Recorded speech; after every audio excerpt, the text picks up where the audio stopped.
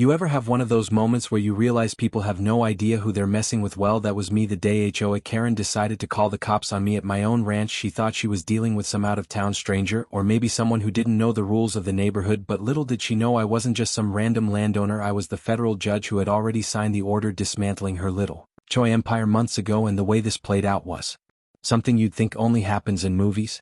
It started when I finally decided to drive back up to my ranch. I had been away for months handling a long trial in another state. My ranch is my escape, a spread of land at the edge of the mountains, wide open pastures with a big log cabin, a couple barns, and a long gravel driveway lined with oak trees. It's peaceful, quiet, and mind-free and clear. No HOA, no board, no monthly dues, nothing but me, my land, and the law. Or at least that's how it was supposed to be. I pulled up that morning in my old black truck. The sun was just coming up over the ridge, painting the sky orange and gold. I stopped at the gate, climbed out, and swung it open like I had 100 times before, but when I drove in I noticed something strange. A brand new sign was bolted to one of my fence posts in bright red letters. Private property under HOA jurisdiction. Unauthorized entry will be prosecuted. I slammed on the brakes and just sat there staring at it. At first I laughed, thinking some prankster must have done it, but then I saw it wasn't the only one. Another sign was hammered onto my barn door, same lettering, same fake threat. And that's when she appeared. Karen. She stormed out from the neighbor's SUV parked by the fence, arms crossed, oversized sunglasses perched on her nose. Her voice carried across the pasture, sharp and shrill. You can't be here. This property is under our HOA now. I stepped out of my truck slowly, keeping calm because I've dealt with her type 1,000 times in the courtroom. The type who thinks rules only exist for everyone else. The type who bullies neighbors into submission with fake fines and loud threats. Ma'am, I said evenly, this is my ranch. You're trespassing and you've put up illegal signs on my property. Take them down right now. She laughed like I was some clueless city boy. Oh really? And who are you to tell me that the HOA voted last month to expand jurisdiction to include this land? You can't just waltz in here like you own the place. I don't just own it, I told her. I hold the deed and I have the court ruling that dissolved your HOA sitting in my desk drawer right now. You don't own a single blade of grass here. That's when her face twisted red and her voice went up an octave. Oh, we'll see about that. You wait right here. I'm calling the police. You're trespassing on community property. She whipped out her phone and started dialing 911 right there in front of me. She even pointed at me like I was some criminal caught breaking into a stranger's house. Now here's the part she didn't know. 6 months earlier her HOA had been under federal investigation for fraud and abuse of power. Guess who the judge was on that case? That's right, me. I read every complaint, every piece of evidence. I heard the testimonies of neighbors who had been harassed over flower pots, paint colors, and Christmas lights, and when the facts came out I had no choice but to rule in favor of the residents. The HOA was stripped of authority, fined heavily, and ordered to cease all operations. I was the one who signed that order. And now here was Karen, the self-appointed queen of the neighborhood, calling the cops on me for stepping foot onto my own land. So I stood there leaning against my truck, arms folded, calm as ever, while she barked into the phone. Yes, officer, I need immediate assistance. There's a man trespassing at 412 Lone Pine Ranch Road. He's aggressive. He's threatening me. Please hurry. She hung up, smirking like she had already won. Then she pulled out her own little clipboard. Yes, she actually carried one around and started scribbling. I'm writing you up for violation of HOA Ordinance 14 Section B, failure to obtain community entry approval. That'll be a $500 fine due immediately. I couldn't help but laugh. Lady, you must be out of your mind. But she wasn't joking. She tore the paper off the clipboard, slapped it against my chest, and said, pay up or face legal consequences. What she didn't realize was the legal consequences were about to land squarely on her. About 10 minutes later the sound of sirens echoed down the gravel road. Dust kicked up as a county sheriff cruiser rolled up to the gate. 2 deputies stepped out, hands resting on their belts, assessing the scene. Karen ran to them, waving her arms dramatically. Officers, thank God you're here. Arrest him. He's a trespasser. He forced his way onto community property. He's threatening the HOA. The deputies looked at me, then back at her. Ma'am, slow down. Who exactly is this man? She puffed out her chest. He's nobody, just some squatter trying to take over our land. That's when I calmly pulled my wallet out, flipped it open, and showed them my federal judge credentials, complete with the seal and identification. They froze, their eyes flicking from me to Karen and back again. Officers, I said firmly, this is my ranch. I hold the deed free and clear. She is trespassing. She's posted fraudulent signs. She's attempting to extort money, and now she's wasting your department's resources with a false emergency call. Karen's jaw dropped. He's lying. That can't be real. He's making it up. One deputy turned to her. Ma'am, this ID is very real, and if what he's saying checks out, you're the one in serious trouble. I could see the panic start creeping across her face, but she wasn't done fighting. Not Karen. She tried to double down, insisting, no, the HOA voted. He has no rights here. We're in charge. That's when I gave the officers the kicker. I reached into my briefcase in the truck and handed them a certified copy of my own ruling, the one with my signature dissolving her entire HOA. The deputies scanned it, then one of them actually chuckled. "Ma'am, according to this court order your HOA doesn't even exist anymore, you have zero authority here." Her face turned white, she sputtered, "That's impossible, this can't be happening." But it was happening, and it was only the beginning. Because what she didn't know yet was that I wasn't going to just send her packing, I was going to make sure every dirty trick her HOA had pulled came to light in front of these officers and beyond. And as the deputies turned their attention to her asking pointed questions about false reporting, vandalism and harassment, I leaned back against my truck and smiled, because sometimes the law doesn't just protect the innocent, sometimes it gets to deliver justice right where it belongs. The air grew heavy as the deputies turned their eyes back on Karen. The smug grin she had worn when she called them was gone, replaced by a nervous twitch in her jaw. She shifted from one foot to the other, clutching that clipboard to her chest like it was a shield. "Ma'am," one deputy said, his voice calm but firm, "do you understand what you've done? You called in a false emergency claim, you trespassed onto private property, you defaced his fence and barn with unauthorized signage, and you attempted to collect money under the guise of an authority that legally doesn't exist anymore. That's multiple charges right there." Karen's head whipped toward me, eyes burning like fire. "You set this up, you think you can trick me, you're just throwing around fake papers." I raised an eyebrow and folded my arms. "Fake papers with my name, seal and signature from a federal courtroom? You really think I'd go through all this trouble just to prank you?" The second deputy held up the certified court order I had given him. "Ma'am, this is stamped and filed, this is as real as it gets, you're in violation of the law." But instead of backing down, Karen's voice grew louder, sharper, almost desperate. "No, you don't understand, this is our neighborhood, we worked hard for it, we created rules to protect property value, people like him think they can do whatever they want, well, not on my watch." The first deputy sighed deeply. "Ma'am, your HOA was dissolved months ago by federal ruling, you have no legal standing to enforce anything here, in fact the only one breaking the law right now is you." Her face turned scarlet, veins standing out on her neck. She jabbed her finger in my direction. You ruined everything, this was my community, I built it up, I kept it clean, I kept it safe, and then you tore it all down with one signature." I stepped closer, not in anger but in absolute calm, because I knew my words carried weight. "What I tore down was your abuse of power, what I ended was your reign of intimidation over families who couldn't put up a flower box without you breathing down their necks. I didn't destroy a community, Karen, I freed it." The deputies exchanged glances as her rant spiraled out of control. She accused me of conspiring with neighbors, of hating her, of targeting her specifically. It was the classic Karen spiral, the moment when all pretense of control slips away and pure paranoia spills out. Finally, the first deputy raised his hand. "That's enough, ma'am, we're going to have to take a formal statement from you, and depending on what our report shows, you may be facing charges for harassment, fraud, vandalism, and misuse of emergency services." That word charges must have cut through, because she froze, clipboard still clutched in her hands, her voice cracked.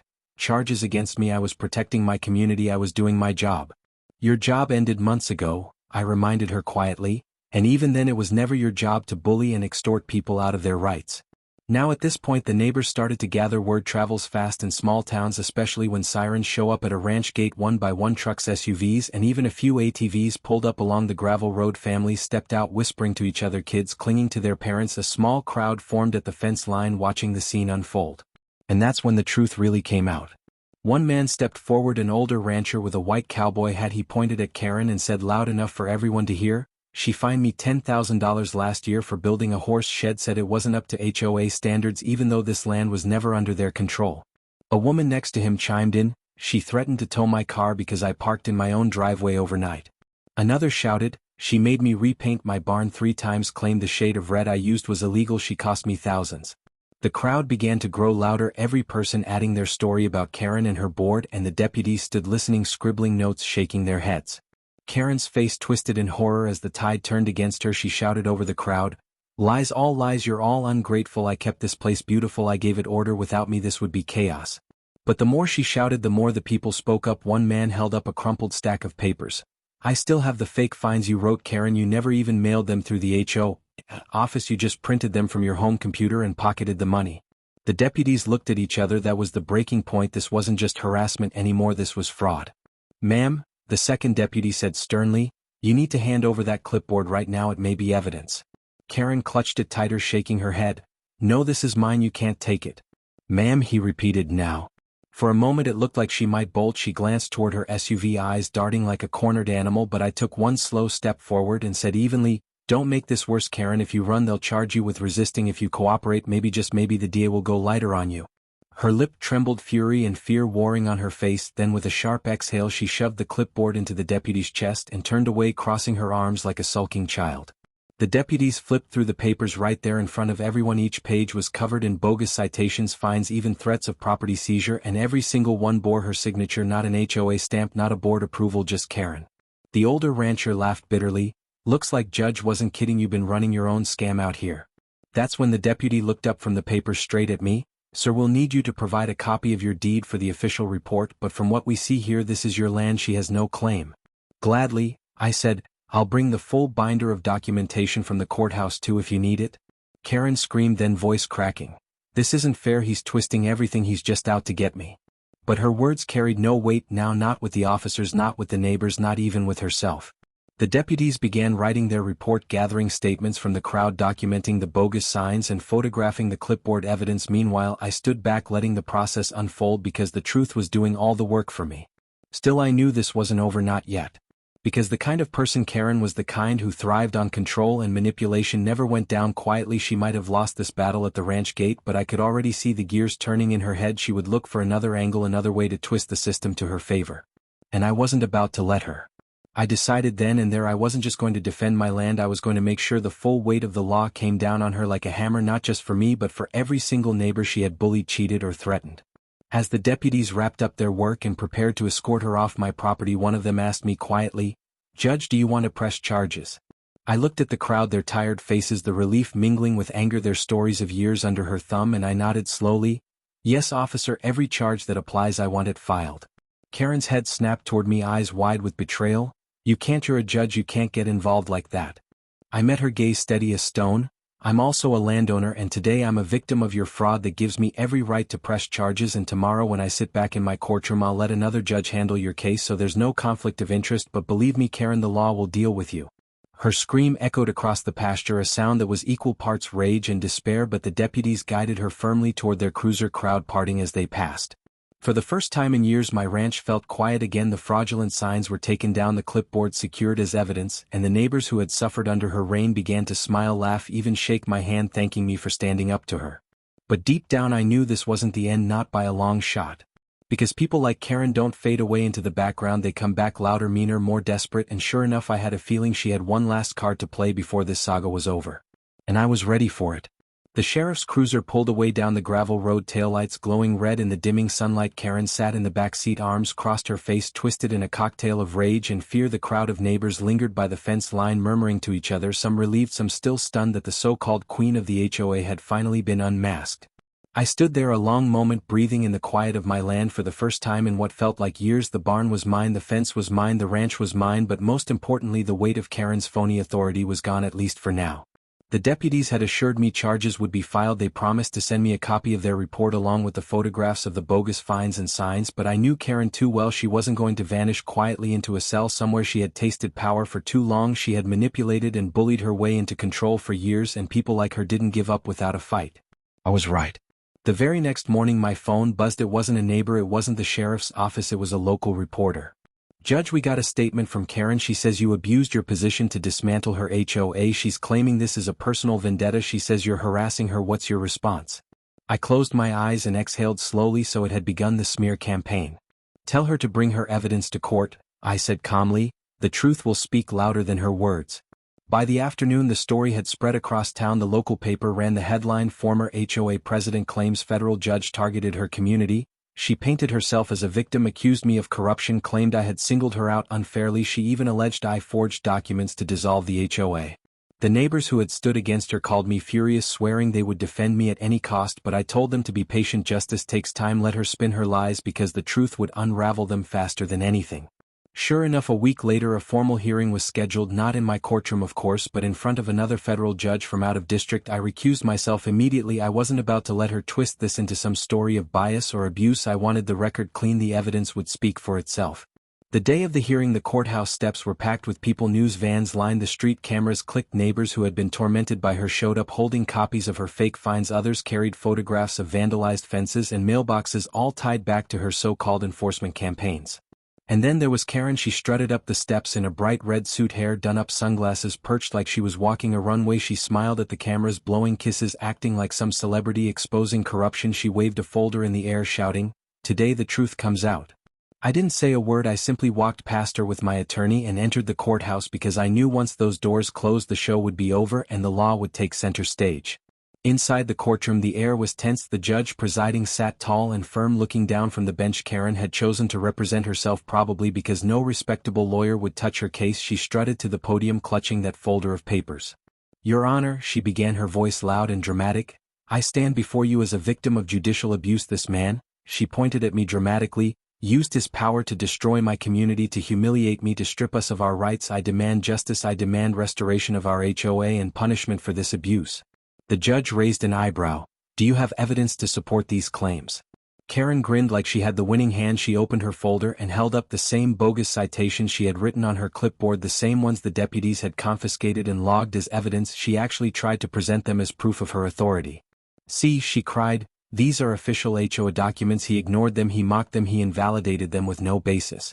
The courtroom erupted in murmurs. The judge held up a hand and the bailiff brought the papers forward. One glance and the judge's face hardened. "These are not official documents," he said flatly. "There is no HOA seal, there is no board approval. These are nothing more than handwritten fines signed only by you." Karen stammered, "That's how we did things, that was our system." The judge leaned forward. "Your system was dissolved by federal order months ago. You have no authority and you never did to levy these fines on this property. You are presenting fraudulent documents in a federal courtroom. Do you understand the severity of that?" Her face drained of color, but before she could respond my attorney stood. "Your Honor, we also have witness statements from over a dozen residents affected by her actions, as well as photographic evidence of the fraudulent signs she installed on my client's property, all logged by county deputies and filed with their report." The judge nodded. "Bring them forward." One by one the neighbors stepped to the witness stand. An old rancher spoke of being fined thousands for his horse shed. A young mother described sleepless nights after Karen threatened to seize her home over lawn toys. Another family presented receipts showing money they had paid directly to Karen in cash under threat of further fines. Every testimony stacked higher and higher against her, and with each one Karen grew louder, more frantic, shouting objections that weren't objections, accusing everyone of lying, insisting it was all a conspiracy against her. Finally the judge had enough. He slammed the gavel. "That's enough, Mrs. Whitmore, sit down." Her eyes blazed. "Don't you dare call me Mrs. Whitmore. I am president of the HOA." "No," the judge said firmly. "You are a private citizen accused of fraud, harassment and misuse of emergency services. You have no title, no authority, and after today you may well have no freedom either." The room went silent. You could hear a pin drop. Karen's mouth opened and closed but no words came out. The judge turned to me. "Your land is yours, free and clear. The court reaffirms the prior ruling dissolving the HOA permanently. Furthermore, this court is ordering an investigation into Mrs. Whitmore's personal conduct regarding the collection of unlawful fines and her misuse of authority. Any funds taken under false pretenses will be subject to restitution." The gavel fell with a heavy crack. It was over. Outside the courthouse the crowd erupted, cheering, hugging, shaking my hand. Neighbors who had lived in fear for years finally felt free. The weight had lifted not just off my shoulders but off the entire community. As for Karen, she was escorted out by marshals, not strutting this time, not waving at cameras this time. She kept her head down, sunglasses hiding her tears. Her reign was done, finished, sealed by the very law she thought she could manipulate.